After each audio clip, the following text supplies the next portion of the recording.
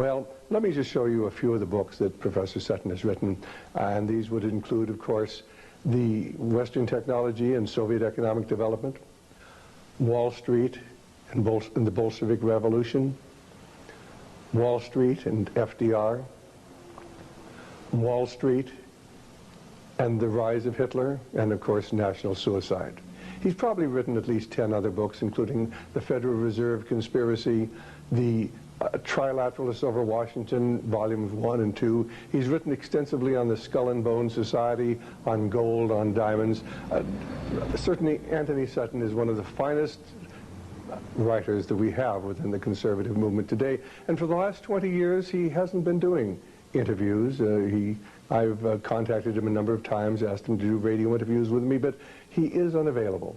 I think that you're going to find that this interview will explain to you who it was who financed Adolf Hitler and gave him the capability of waging war against the West, who it was who financed the Bolshevik movement after it was established in 1917 and kept it going until the Berlin Wall came down in 1989. You're going to learn about the Trilateral Commission. You're going to learn about who controls the media in the United States.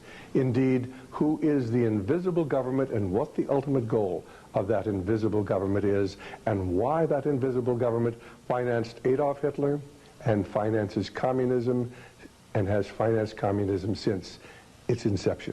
And now to Antony Sutton. Dr. Sutton, you wrote 3 series of books while you were a research fellow at the Hoover Institute. Can you give me basically the background of the content of these series? Yes, the series I wrote at the Hoover Institution at Stanford University concerned the transfers of Western technology to the Soviet Union, and essentially it comprised 3 individual books. Each book covers a period of time since 1917. And then you wrote a second series of books on Wall Street. Yes, these were trade books. In other words, they're not academic books. They're written for the general public. They concerned the build-up of the 3 types of socialism: Bolshevik socialism in Russia, what we might call welfare socialism in the United States, and Hitlerian or National Socialism. And each book examines the financing and the contributions made by Wall Street, by international bankers, to the development of that specific form of socialism. Now, in your research and analysis and your efforts to bring out the facts about what was going on in our society, did you encounter any effort to discourage you, to prevent you from bringing out the background of America's involvement in the financing of international communism? Yes, very definitely. For example, when I was at the Hoover Institution, in 1972, I went to Miami Beach to give some testimony before the Republican National Committee.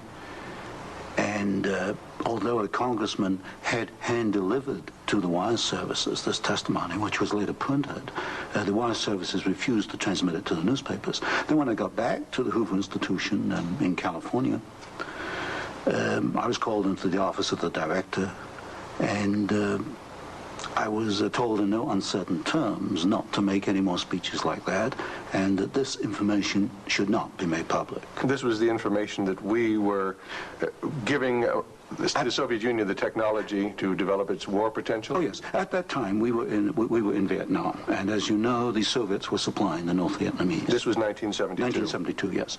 And for example, I knew that the Gorky plant, which was built by the Ford Motor Company, the Gorky plant in Russia produces the Gaz series of vehicles.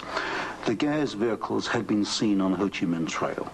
We were supplying equipment to the Gorky plant in the middle of the Vietnamese War, and these trucks were being used to carry ammunition supplies, which were killing Americans. I thought this was morally wrong, and I said so at Miami Beach and at the Hoover Institution. And it was this type of information that was suppressed.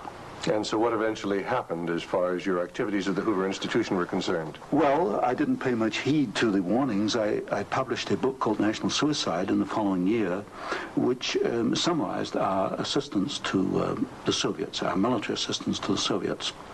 And when that book came out, again, there was great pressure to stop the book. There was pressure on both the publishers and me personally. And I felt I couldn't take this, and a few years later I just left the Hoover Institution, and since 1975 I've been an independent author without any ties whatsoever. Let's go a little bit into the background of the financing of the German war machine that we fought in the period 1941 to 1945. Could we start, first of all, with the original financing of Hitler between 1922 and 1923, when he was first making his effort to come into prominence in Germany?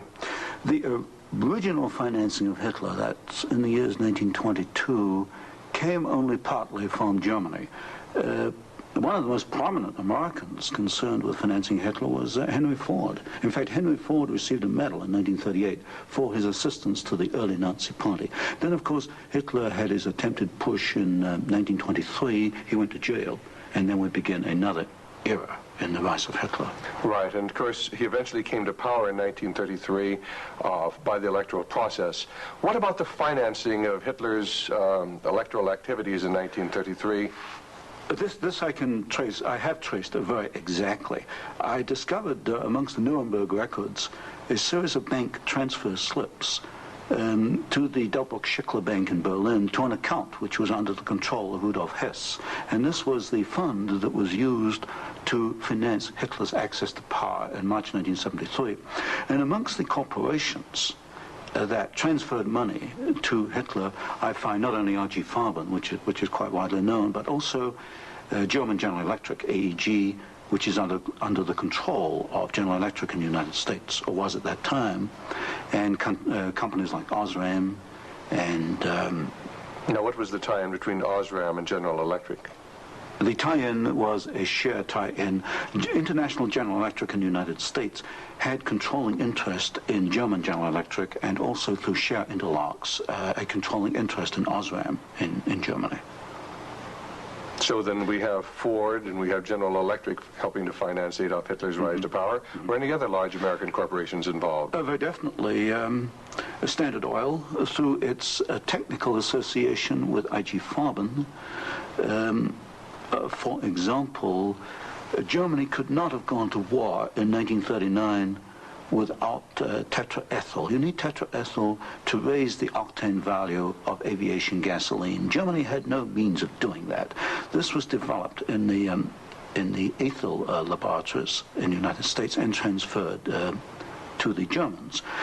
Standard Oil came up with the hydrogenation idea, which was very essential for Germany in the 1930s, because to raise the quality of its gasoline for aviation purposes. This was transferred to the Nazis. And ITT, for example, International Telephone and Telegraph, was very intimately associated with the Nazis through Dr. Schroeder, who was head of the ITT subsidiaries in Germany. And ITT controlled companies which made not only electrical instruments, but also the Focke-Wulf plant, which made airplanes, fighter airplanes. So what you're suggesting then is that American corporations were helping to finance the German industry that was building up the war potential? American corporations, only a few, not many, financed Hitler through their subsidiaries. They transferred technology. They transferred material assistance, for example, stocks of tetraethyl before the Germans could manufacture it under the joint manufacturing agreement with the United States. And also they financed this. For example, Standard Oil financed in 1933 the development of the gasoline industry in Germany, which was needed to fight World War II. And that's a very interesting point. Could you go a little bit into the background of where Germany got its oil to fight the Second World War? Because certainly Germany doesn't have oil resources. Germany does not have oil resources, that's true. It used in World War II synthetic oil, which it got from coal. And the basic technical processes for the development of oil from coal came from the United States, from essentially from the Standard Oil laboratories, which had this technical assistance agreement with I.G. Farben. And of course I.G. Farben contributed something like 60% of the explosives needed by the German Wehrmacht, probably about 40-50% of the gasoline needed by the Wehrmacht and by the German Air Force, the Luftwaffe. And was there a definite interlock between I.G. Farben and Standard Oil?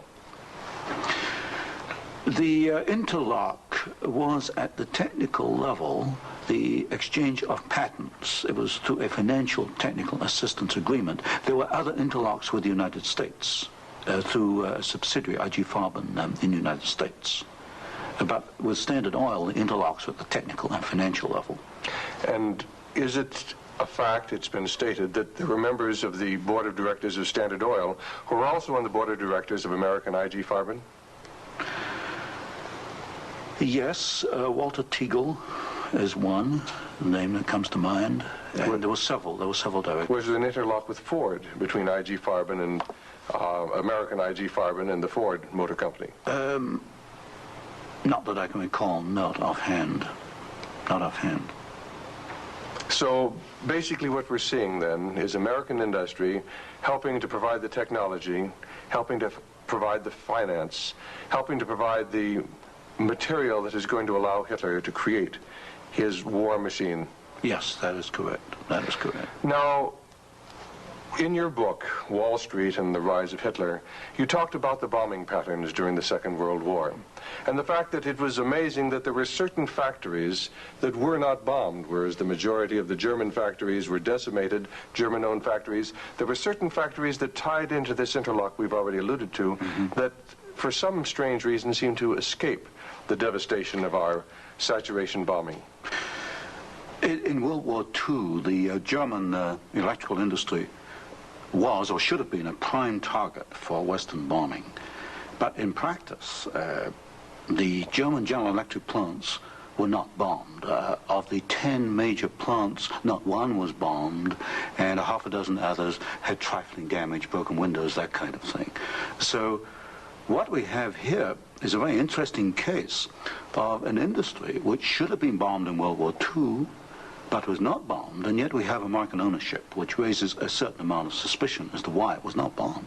But as far as the German-owned electrical companies, did they undergo a rather heavy bombing? I took a look at that. The Siemens plant, for example, they were bombed.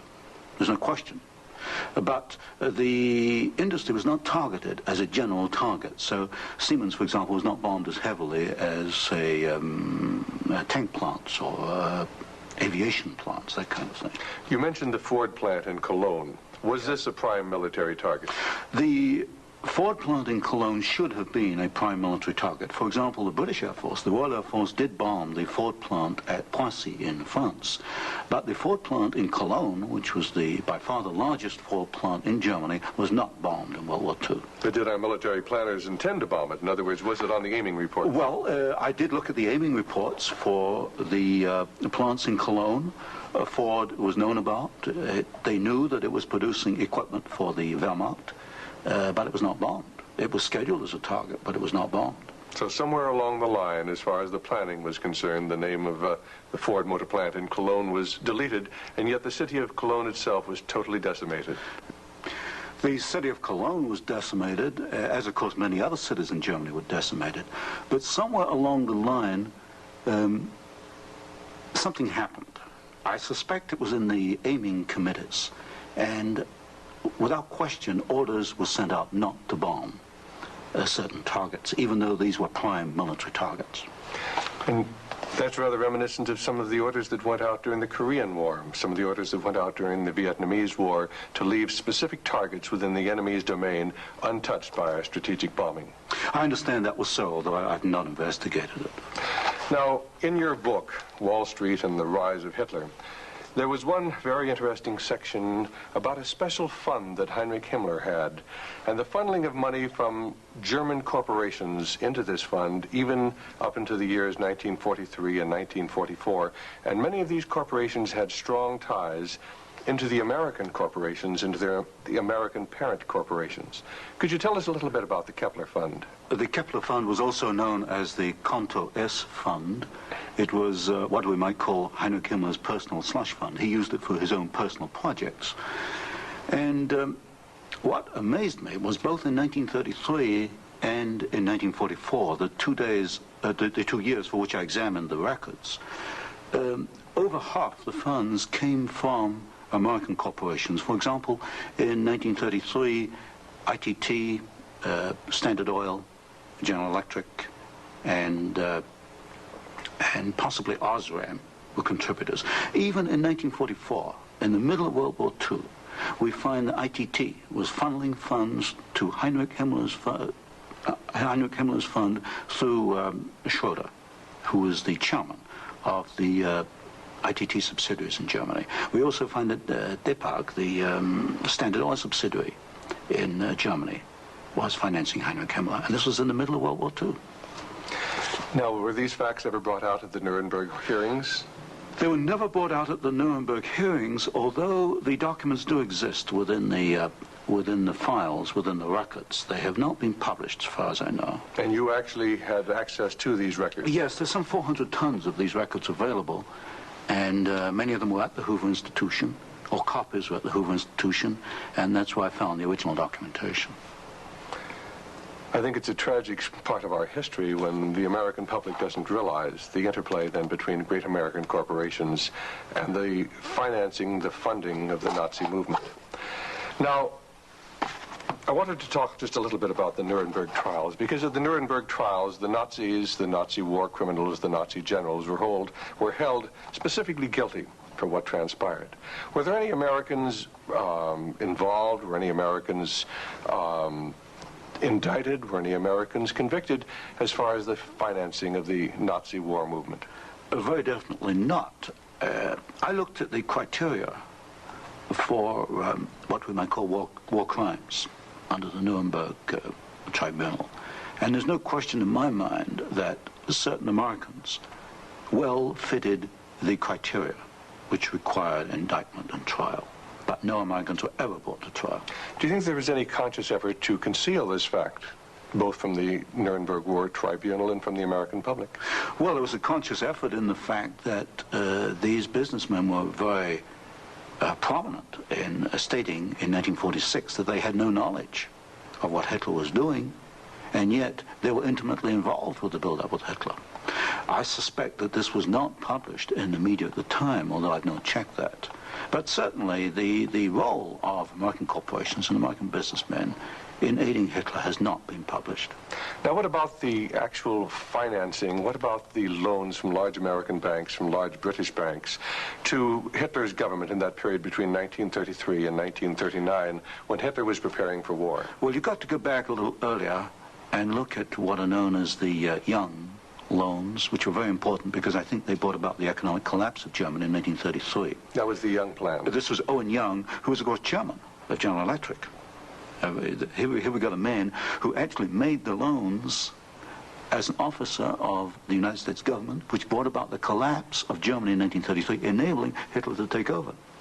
And then subsequent to 1933, you get a series of loans. A very good one is Standard Oil, which loaned several $1 million, at least, to Germany to build up its aviation gasoline facilities. And there are other examples. Fine. Well, I'd like to get a little bit into the background of the financing of Bolshevism, because I think this is vitally important. And we can go back to the period after the Second Revolution, which was in October and November of 1917. The initial financing of Lenin's movement, how did it tie into the American corporations? Was there any American involvement in that period between 1917 and 1918, when Bolshevism was just beginning to get a foothold in Russia? Yes, there were several incidents. The most important is one involving Colonel William Boyce Thompson, who was the largest shareholder in the Chase Bank, which of course today is Chase Manhattan Bank. And I published in one of my books a copy of a cablegram which transferred funds from New York to Petrograd in December 1917, $1 million to be precise. And Colonel Thompson made the statement later that this $1 million was given to the Bolsheviks to consolidate. They had just begun to take over Russia. They only controlled Moscow and Petrograd at that time, to aid the control that the Bolsheviks were extending in Russia. This is a very clear case. $1 million, American funds transferred through an American Wall Street intermediary to the Bolsheviks. And didn't you publish that document here in Wall Street and the Rise of Bolshevism? I published two statements. One is a copy of the cablegram, and the other is a copy of the news clip of the statement made by Colonel Thompson at that time that he had made this contribution. Now, why would an American capitalist, an American financier, help to aid Bolshevism? The only answer, and of course this puzzled me for years, you know, why? Why? Because we understand there to be an opposition. And the only answer I can come to is one of captive markets. The United States did not want another United States in the world. And of course, if you look at the world map, Russia is 2 or 3 times larger than the United States. Imagine this as another United States, as another competitor to the United States. What the United States wanted, or Wall Street wanted, was a captive market. And of course, socialism is a captive market because my earlier studies at Stanford University have brought out the fact that a socialist system cannot innovate. It's got to import innovation and technology from the West. And so I think the aim behind this was to encourage the development of Marxism and other types of socialism, because this would give these Wall Street bankers control of a world market, a captive market. At the end of the First World War, Russia was devastated by famine, and America sent a relief mission. It was the Hoover mission. Do you know any of the facts surrounding the activities of the Hoover Commission? Well, there's no question that in 1922, 1923, Russia was finished. Industrial output was perhaps 8 or 10% of 1913 figures, and people were starving by the hundreds of thousands. And the Hoover mission was organized, of course, to send aid to Russia. But most of the aid went to the Bolsheviks, who controlled really quite a small part of Russia at that time. Only a very small part of the aid went to the White Russians or to the Far East. And then after 1922, 1923, Lenin instituted something known as the New Economic Policy, or this series of 5-year plans. Can you tell us about the 5-year plans and the part that the major American corporations, major world corporations, played in building up the Soviet Union? Well, there are 2 separate phases here. The new economic policy was started in 1923 by Lenin, and I found, and I published this in my first book from Stanford, that every single Russian industry was rebuilt or restarted by foreign corporations, mostly German, British, French, and American. By 1928, Russia was back to approximately its 1913 industrial output. And at that point, she began to think of these grandiose 5-year plans. And in 1928, Gosplan, which is the Russian government planning commission, actually designed an initial 5-year plan, but this was thrown out, it was inadequate, and American corporations were brought into Russia. And the first 5-year plan and the second 5-year plan were actually designed in the United States by American corporations. And what were these corporations? Which ones specifically were involved? The design of the first 5-year plan was by a corporation probably not known to most Americans, Albert Kahn. But Albert Kahn was the foremost industrial architect in the United States. And Albert Kahn laid out the basics of the first 5-year plan for the Soviets. And then we find, again, the same corporations involved with the construction of the plants. International General Electric, most certainly, DuPont, Ford Motor, Hercules Motor, Curtiss-Wright in aircraft engines, and even some corporations which today were forgotten about, like Vultee and Chance Vought. These were aircraft manufacturers at that time. And so American corporations came in and they built the first 5-year plan. But what was important, the Soviets then copied these plans, and this accounts for the tremendous Russian output. They took this initial equipment and they multiplied it, they copied it by the 100. Now, how about Ford Motor Company? Did they play a part in the building up of the Soviet potential? Very definitely. Ford Motor Company built the Gorky plant, and the Gorky plant produces the GAZ series of vehicles, that's GAZ, and these are trucks, and there's some automobiles. And right from the early 1930s, you find that the GAZ plant has had military potential, and Ford knew that when it went in and built the Gorky plant. And we know it because I found statements to this effect within the State Department files. Sometimes we hear that name Averell Harriman, did he play a part in building up the Soviet technology? Very definitely. In fact, Averell Harriman came out of the Soviet Union financially at a profit. He took over the Georgian manganese concession in the early 1920s. Got this back on his feet for the Soviets, and manganese became a prime export for the Soviets, and so they were able to sell this abroad, get foreign exchange, which financed their industrialization. And then they bought out Harriman about 1929, and Averell Harriman received as compensation $1 million more than he put in the first place. How about Armand Hammer of Occidental Petroleum? Armand Hammer is a very interesting example. Armand Hammer received the first foreign concession in 1922 in asbestos in the Ural Mountains. And he also conducted for the Soviets a number of other enterprises, right down to pens and pencil manufacturing, for example. But Armand Hammer is interesting because his father, although Armand Hammer today is chairman of Occidental Petroleum Corporation, his father was Julius Hammer, who in 1919 was Secretary General of the Communist Party USA, which emphasizes the argument I made throughout my books, that at the top level, there's no difference between your top communists and your top capitalists. They interlink. You've got Armand Hammer, chairman of Occidental Petroleum. His father was Secretary of the Communist Party USA in 1919. So it's basically a power grab. It's a power grab, an international power grab. Now, during the Second World War, why, Russia was pretty well decimated once again by the German forces. What part did the American Lend-Lease program play in building up Russia's industrial capacity after the Second World War? Well, Lend-Lease built up Russia's capacity, modernized it, and expanded it during World War II.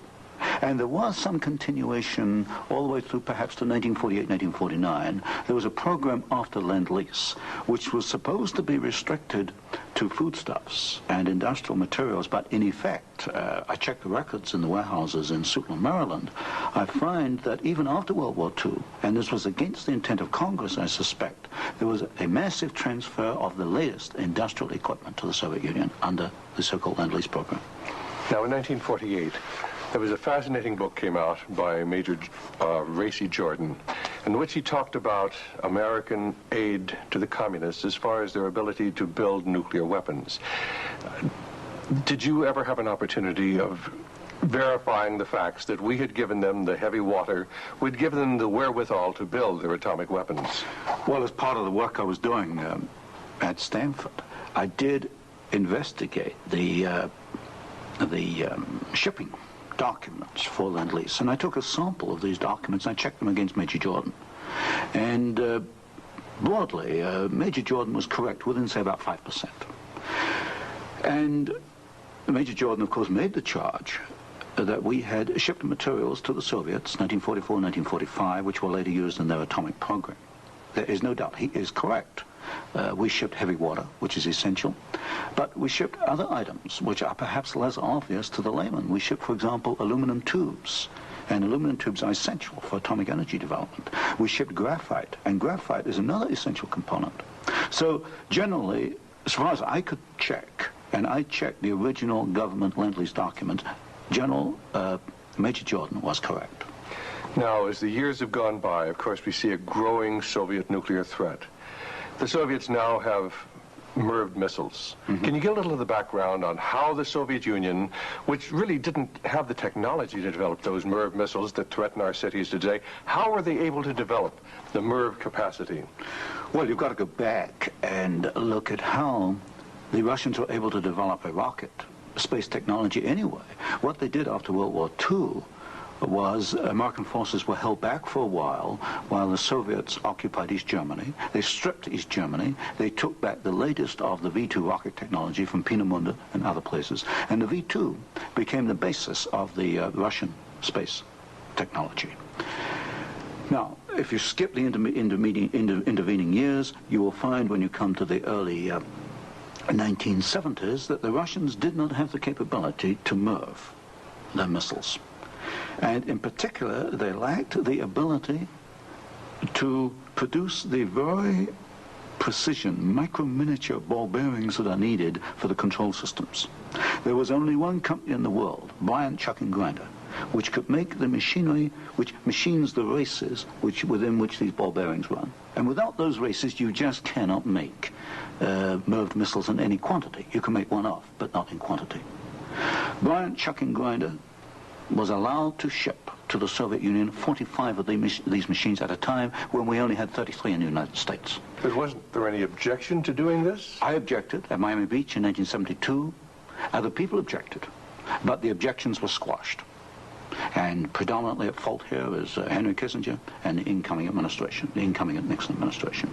This was known, I'm sure it was known in DOD. If I knew it, then certainly DOD knew it. But the objections were squashed, and there was suppression of the information.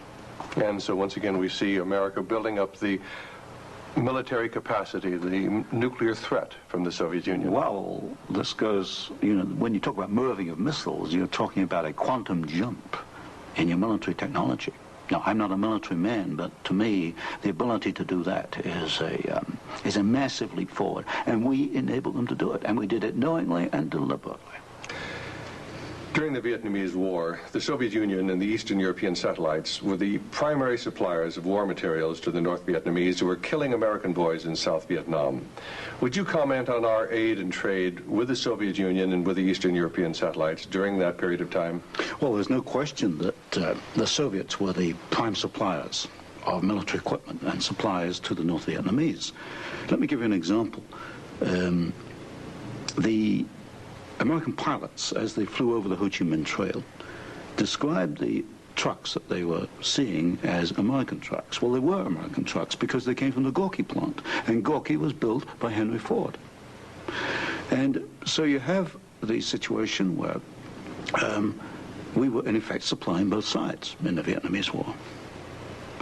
But the trucks were being built by the Soviet Union. However, were they getting any materials from the United States to help build those trucks? Yes, in the early 1970s, I know specifically of shipments of equipment into the Gorky plant while the war was going on, which in effect were aiding the Soviets to build more trucks to be used by the North Vietnamese. How about loans? Was America extending loans to the Soviet Union during this period when they were the primary financiers of the North Vietnamese? Yes.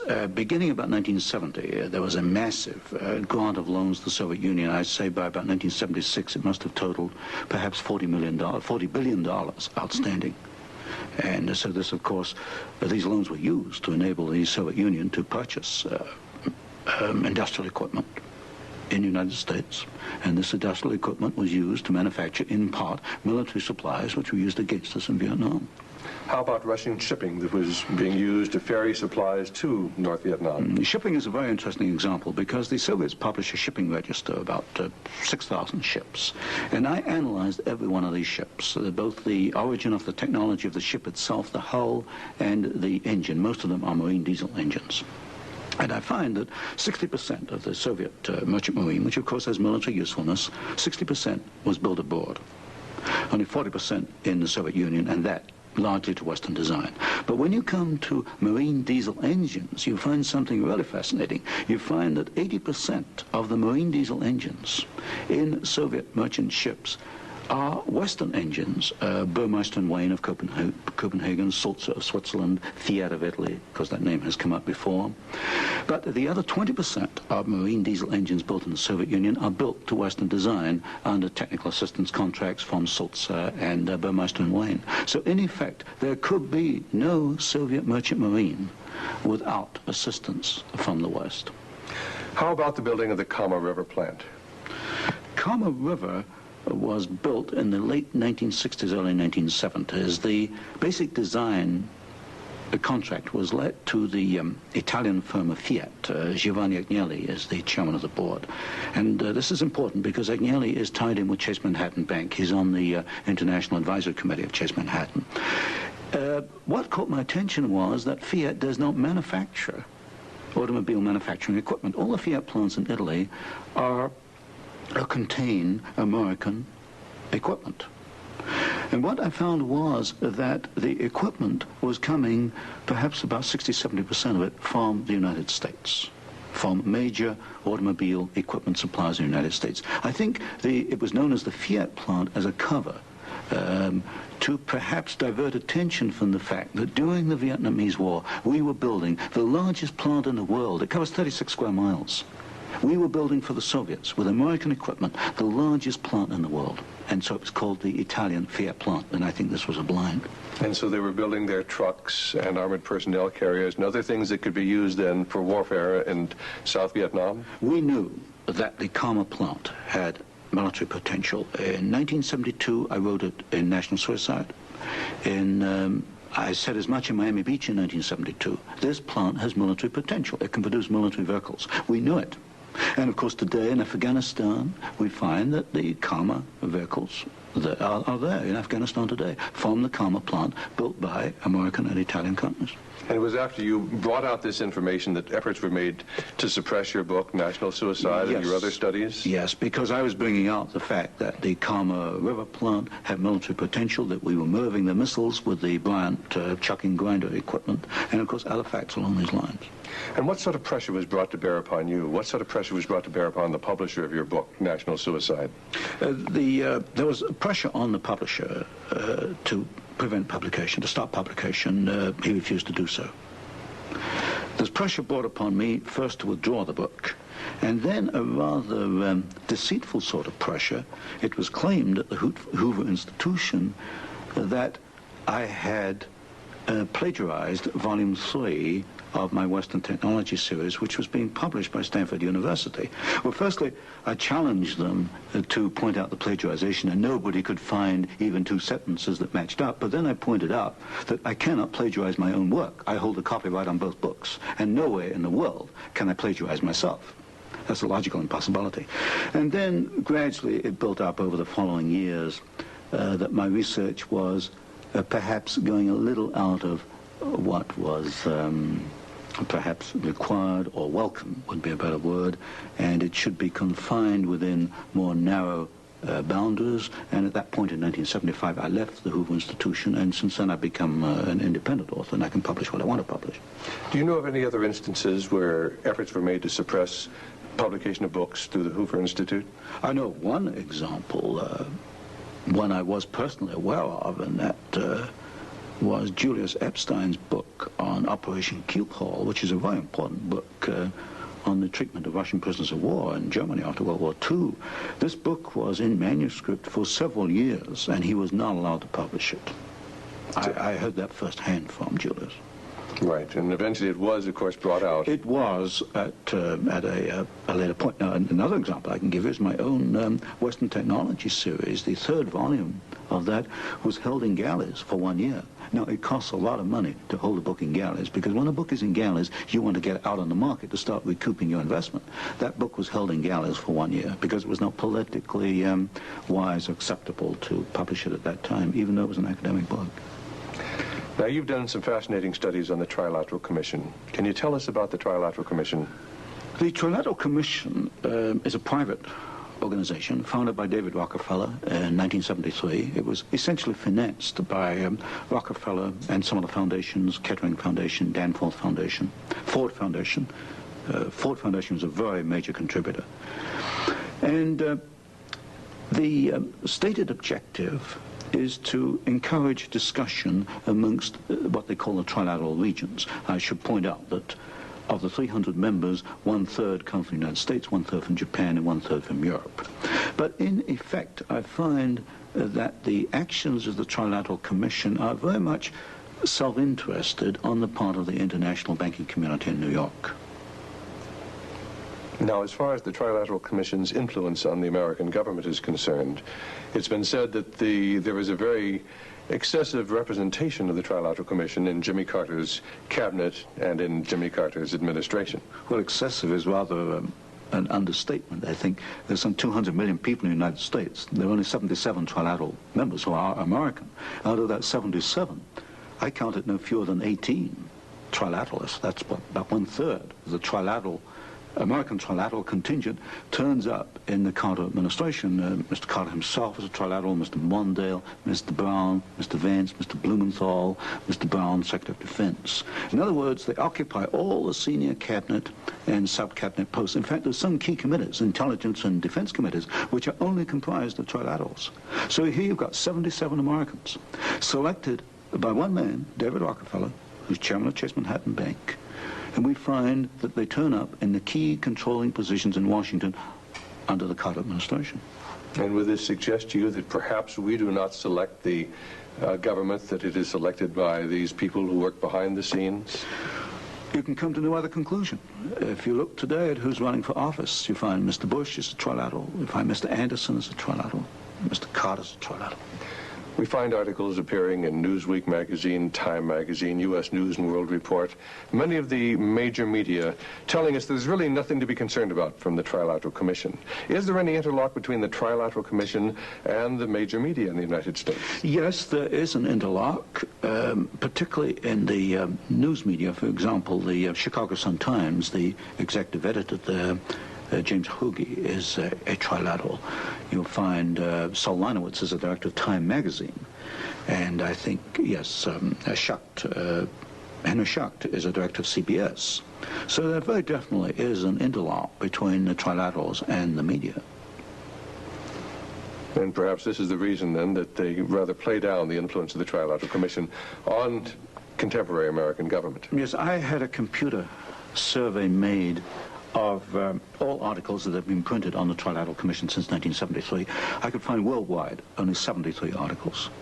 Now, what's the relationship between the Trilateral Commission and the Council on Foreign Relations? Well, of course, the Council on Foreign Relations is a much older organization founded in 1920. I did a study in which I compared trilaterals with or without membership in the CFR, Council on Foreign Relations. I find there's something over 50% overlap.